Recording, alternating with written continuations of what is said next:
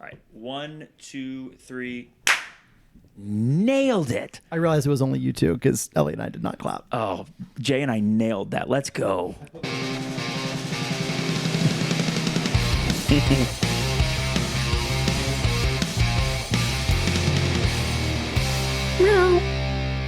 Hello and welcome into the Section 109 podcast from Studio Breezy with the video Baba Juan, Mix and Tobier with Ella. So maybe we'll have a interruption-free episode, but probably not, knowing them. Matthew, Jay, and welcome to the studio, Ellie. Hiya. A podcast debutante. And she's joining us because we're going to talk about stuff. And yeah, she's joining us not on an interview today, but on... She's a part of the... She is on the team, Breezy. Yes. She is on the team. That's where I was going. Thank you for helping me work that out. All right, boys and girls, we are here to talk about something a little bit... It's the part of the season that I hate the most. It sucks. It's the part, yes, it does. Saying goodbye. Yeah. But instead of dwelling on it and being sad, which will maybe be a little bit sad, we, as this podcast has done the past few years, are going to emphasize happy moments and happy memories. So, Matthew, I'm going to let you start with the list. Give us some stats, maybe some highlights, and then we're each going to share moments that we haven't talked about these in advance, so we might have some of the same ones for each player. Do you want all the players and some stats, or do you want one player Let's at a go time? one at a time. Okay.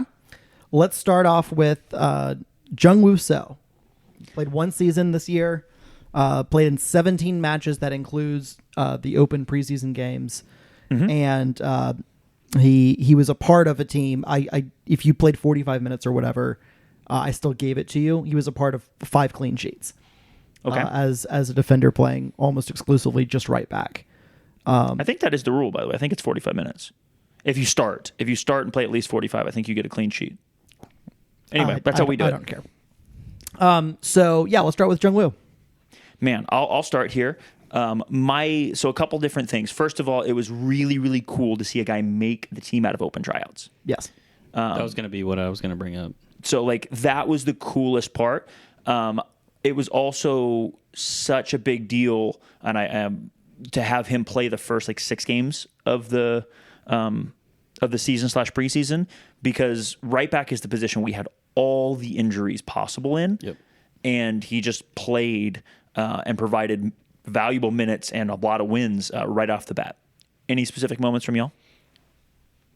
I mean, I think echoing his stepping up, that was a really tough position when you have so many injuries, and having to step up in a season where, we really, really needed it, and having him there was really awesome, and the confidence he had to come from open tryouts and then step into that space where, you have players who are established, but then you have injuries, and so you have to kind of, at a moment's notice, fill in. Yeah, I would say that I would 100% agree with that. The fact that he was able to fill in a space shows that we should continue to include different things like tryouts and getting players from different parts of the game to be able to come play for us, because it's just it's just proof that we should keep doing it. Absolutely. Which I'm excited about. 100%. I don't know if Matt will ever score a goal at a tryout again, but I know that those are still happening. Lord willing, no. No. It didn't happen. I'm lying. He didn't actually do that. So. Thank you. Exactly. Never happened. What about you? I just want to go through the list of games early in the season that he played in. So the first 45 minutes against Atlanta United, the first 45 minutes against... What a first game to make your debut in.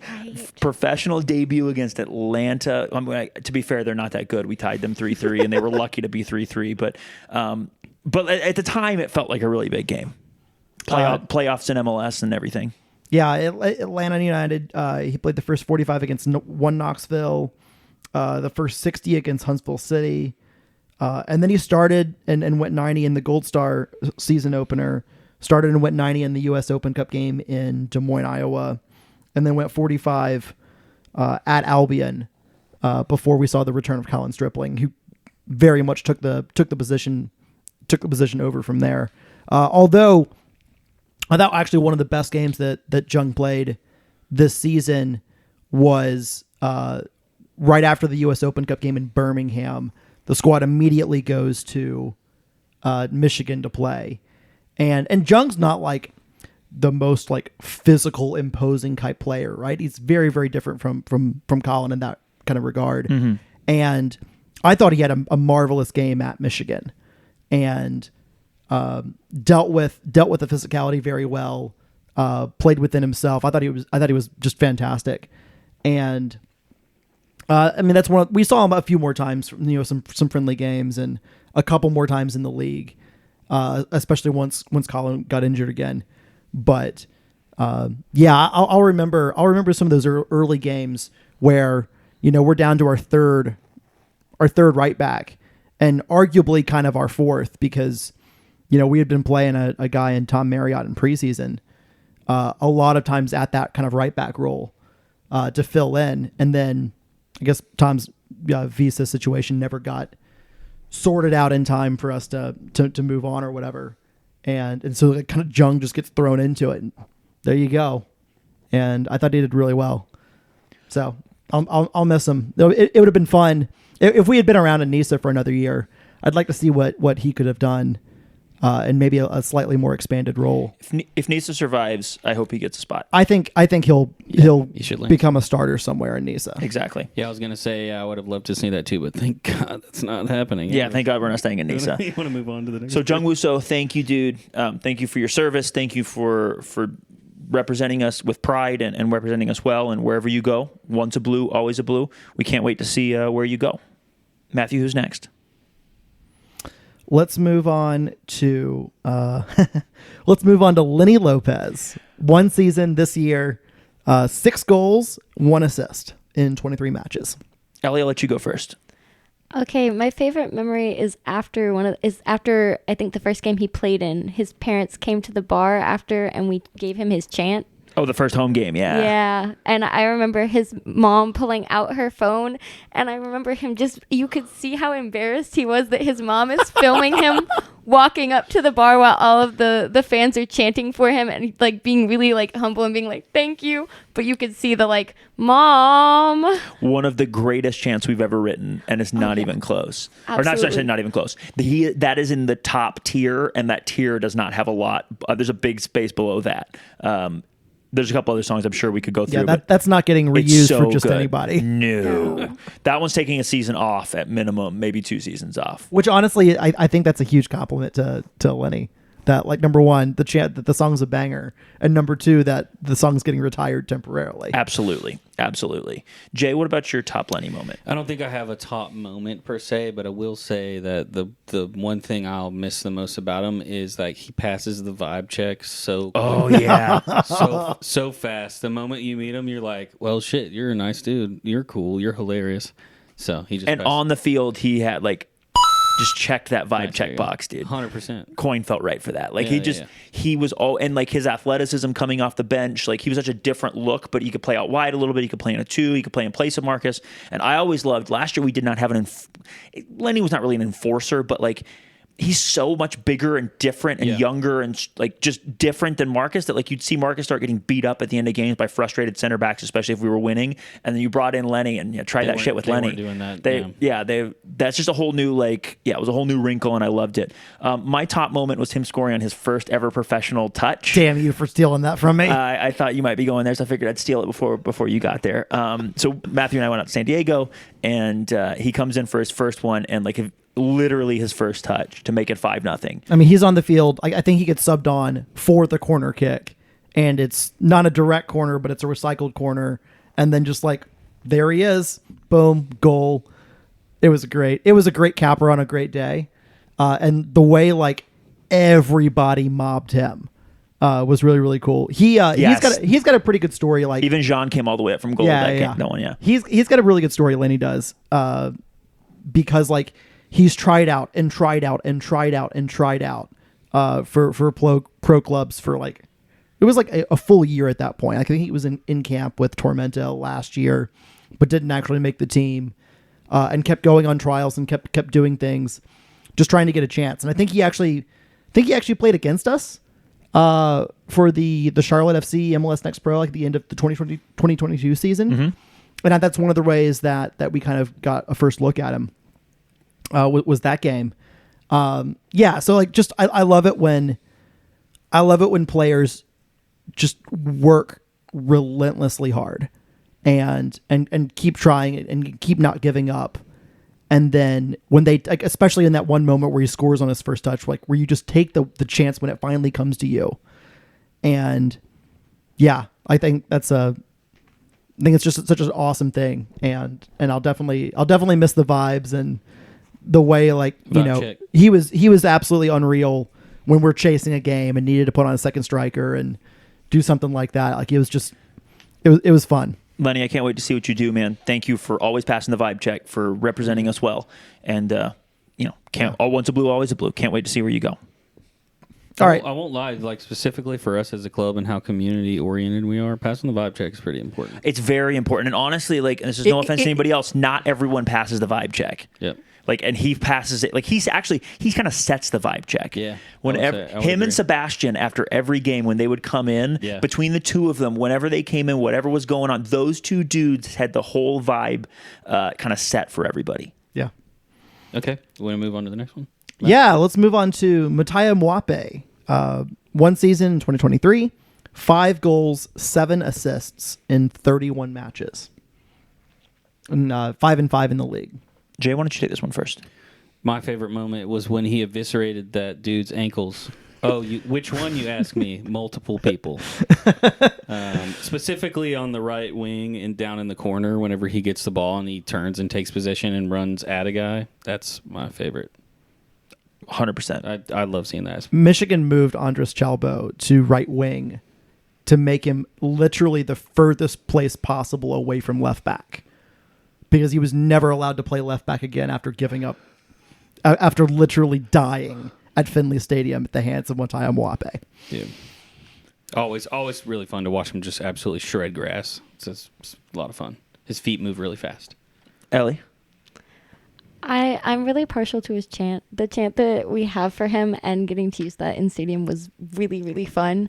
I don't know. I just thought it, just as much as Lenny Lopez's chant had everyone rocking, we used that one a lot because he was tearing up. Yes, exactly. I mean, just incredible. We used that one, I think, the most after Marcus this year, between big moments and like I don't know if he was second in goals or if he was third in goals, but I think he had to have been second in goals at Finley Stadium because we used that chant so much. Yeah. And it was, for anyone who doesn't know, it was an Old McDonald. It was to Old McDonald because Mutai Mwape is one of the best names, or best nicknames rather, in soccer that we've had in a long time, maybe ever, is Moo. What a good nickname. And a Moo here and a Moo. It's just so good. It's so good. So my top moment is after his backflip celebration. Like, there's a lot of good moments of him that I agree with you guys, but like just his backflips and then seeing his little kid on the field after games. Yeah. Those are the two things that I'll miss. He passes the vibe check after goals. He does not pass, like, and I mean this with love, does not pass the vibe check at CBC, right? He doesn't have that, like, he's just like super sweet and unassuming.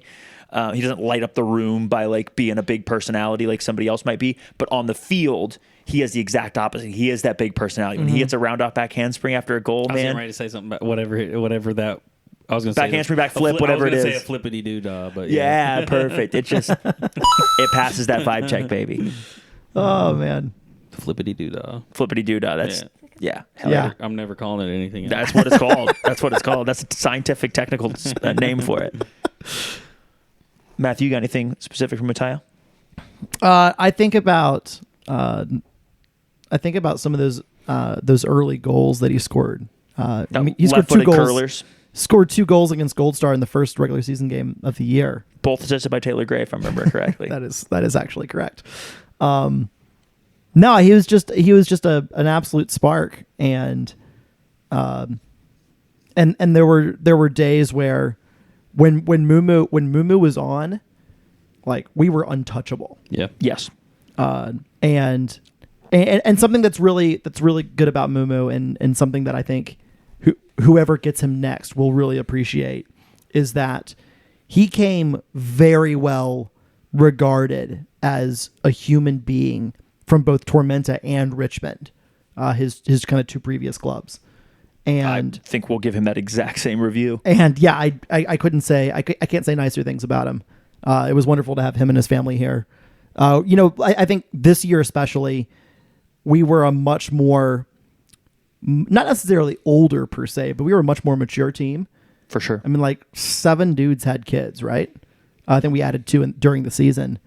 Something like that. Like it was just, he was playing for the club and for the city and for himself in his own career, but he was also playing for his family. And I think they just add something just a little bit different to guys. And yeah, happy trails. He was playing to put food on the table. Yeah. And A lunch pail guy. yeah. Yeah. A lunch pail guy. Hell yeah. That was straight off one of my favorite podcasts. Sorry, they always talk about like grinders like that who just like kind of put their head down and just like do the work. He can hit a back handspring, but most of the time he's head down grinding. Yeah. I love that For sure. Next I know is Ellie Jaimes. Matthew, tell us about Ellie. Ellie Jaimes, 2 seasons, 2022 and 2023. 1 goal, 1 assist in 26 matches. He was, Almost all of those matches being last year. yeah, he had some serious injury issues this year that caused him to get shut down for a few months. Had surgery, had worked his way back to being available for selection. I think for the ending part of the year, but he was just further down on the pecking order. And coming off a serious injury, don't know where he was physically. It's just tough to, especially in that midfield. If you think about it, he played in midfield really all last year, and you've got Richard, you've got Alex, and we had Luis Garcia Sosa and Beto before Beto's injury. Mm-hmm. So like that's a hard midfield to break through, especially when you're coming back from injury. Ale for me, I remember 2 things: it's his assist and his goal. What? Shocking. 1 goal, 1 assist. You remember both of them? Well, here's the thing. He stole a goal off Marcus Nyelstad last year at Rochester. Yes, he did.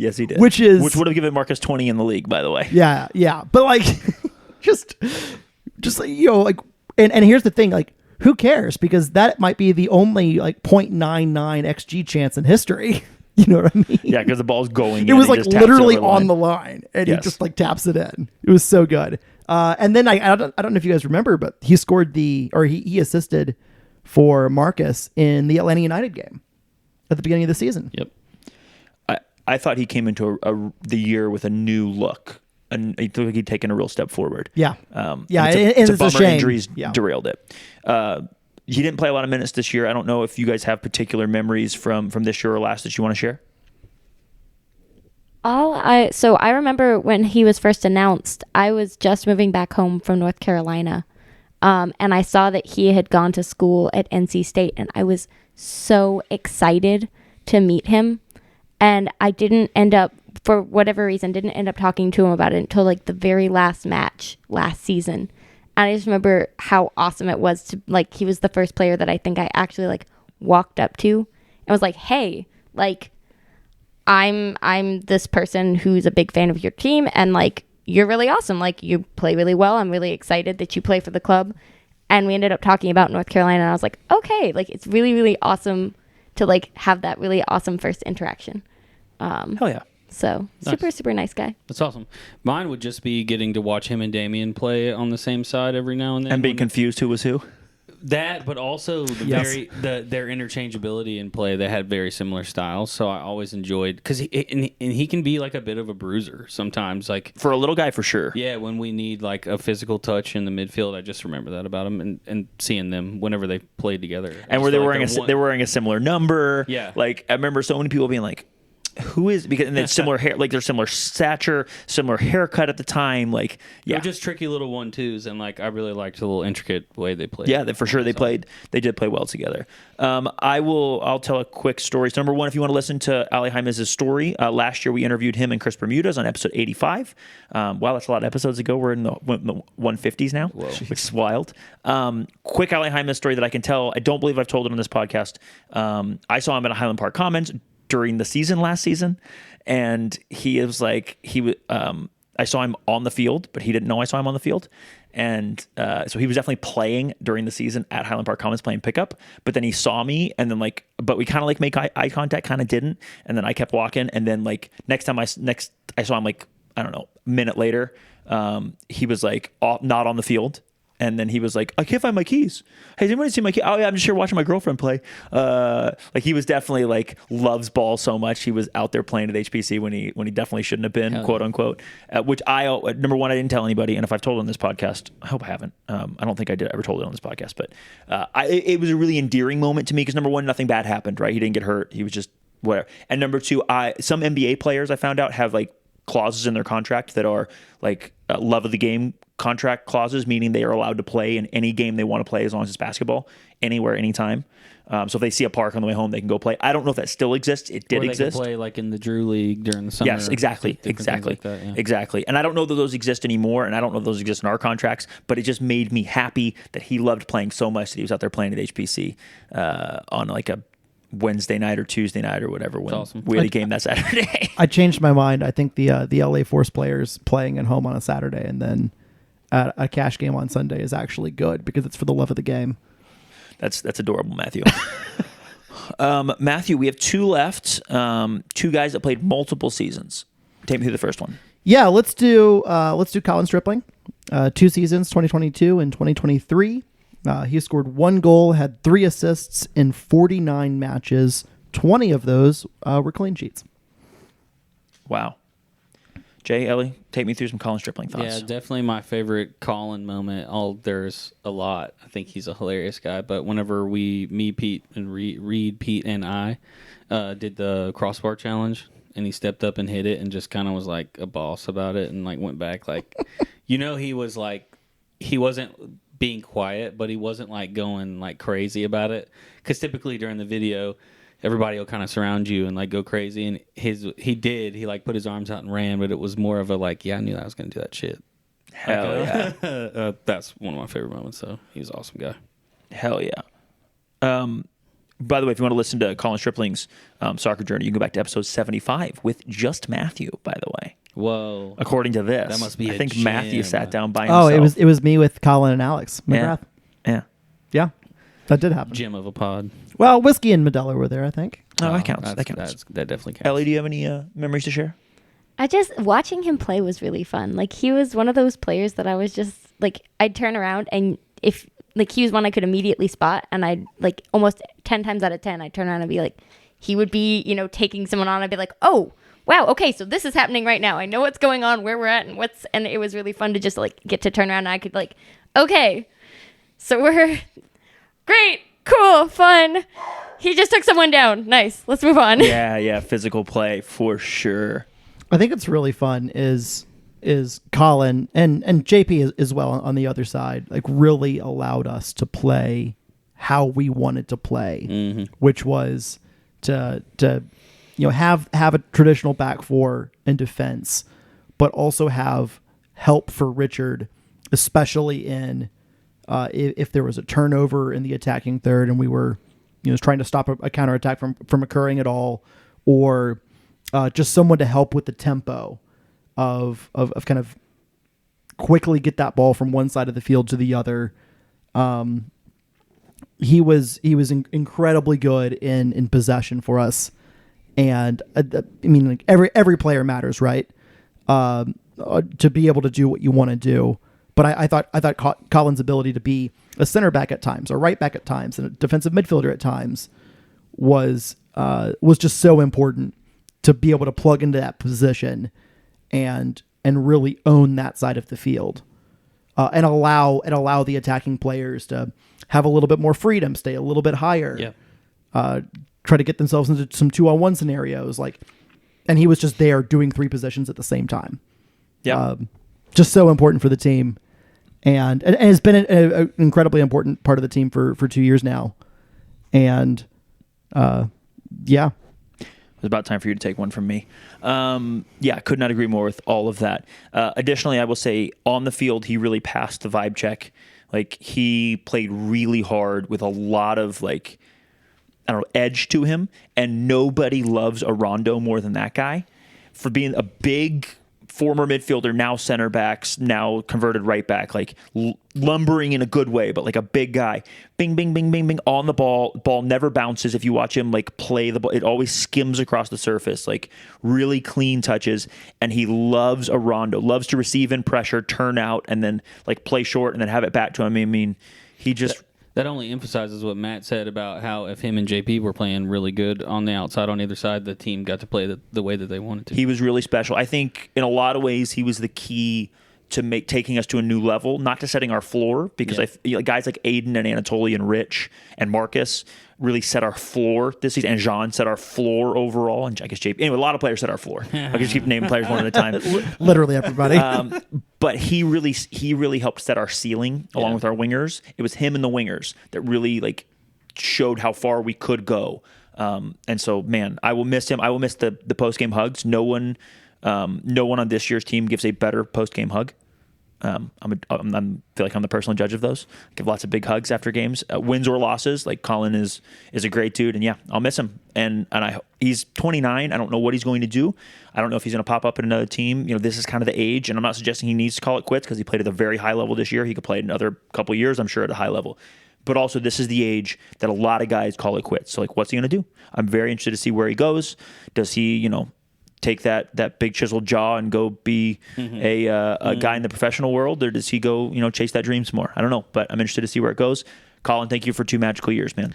One other thing I think that it's important to point out about a player like Colin is he played a couple years in League One for I think Greenville and for Tucson, and one of those years was 2020, so kind of a COVID weird type year, but like, he wasn't particularly used effectively for what his game is.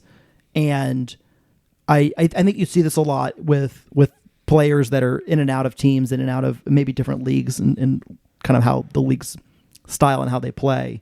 But, he really, this is the guy that like was very, very close. And he mentioned this in the interview we did with him last year. He was very, very close to quitting soccer, period. And went to one last tryout, which was before the Stumptown fall season. Mm-hmm. And just one more time, otherwise I'm taking this job in New York. And Rod's like, absolutely, that's exactly what I'm looking for. And then, he comes over with Rod here for 2 years, and it is an integral part of the team, central to how we want to play. And that's a guy that was written off by other clubs. That, you're not that good, you don't really fit. And then he becomes like one of our most impactful players, core players. Totally. Guy who wore the captain's armband a few times. Yeah, exactly. And I think people look at, some people, probably not listeners of this podcast, hopefully not, might look at, League One's better than NISA. Nah, they're very different leagues. The teams are looking for different things. It doesn't make you a bad player. It just means you're different from what all those teams like to play, which is not with the ball. Going incredibly good with the ball, and it helped make us to be as successful as we were these last 2 seasons. Yep. So, 100%. Matthew, this is no offense to everybody else, but this is probably the hardest one. Take us this last one. Why? He didn't do anything. I'm just kidding. No, didn't do anything at all other than break all the records. What is there to all the say joy about Marcus Nagelstad?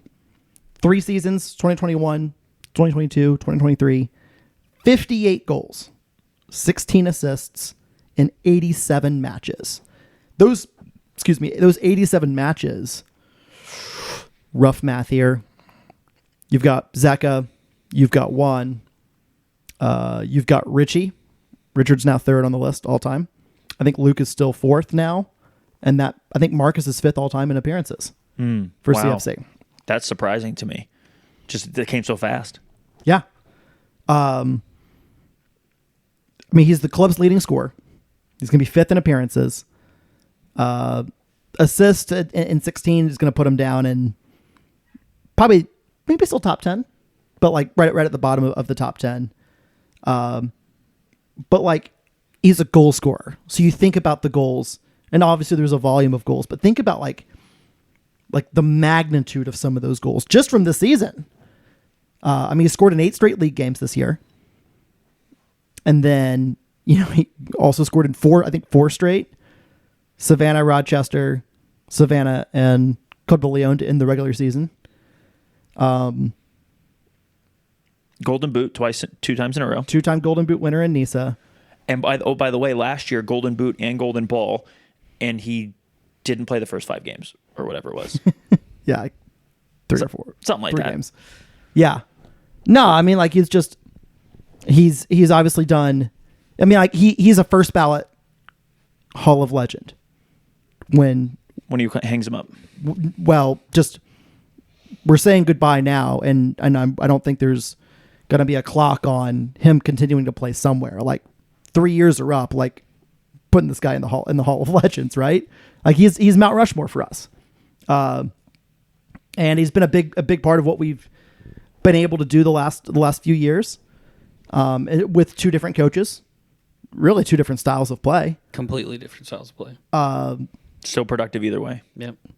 Yeah, he's just a fox in the box, a goal scorer, and he's turned up in huge moments, iconic moments. Club de Leon at home, the free kick to tie the game, or the free kick against Maryland this year at home, in that 1-0 game. Or when he scored the game-winning, or not game-winning, but when he scored the PK against Michigan and then got on the ground and went.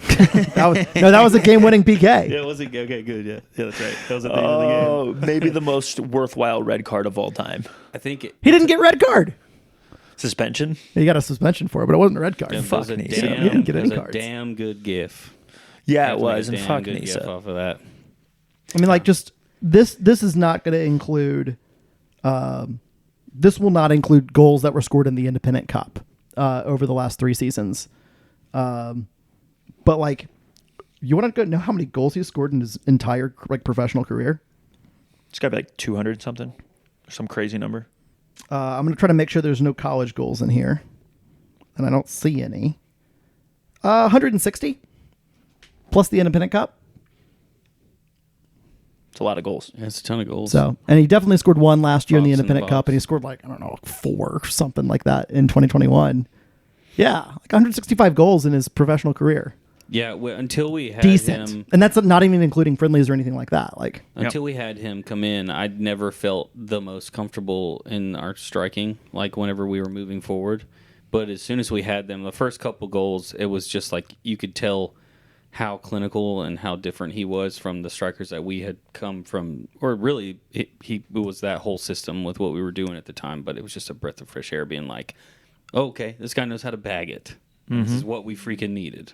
So Absolutely. Yeah. Oh, Your turn.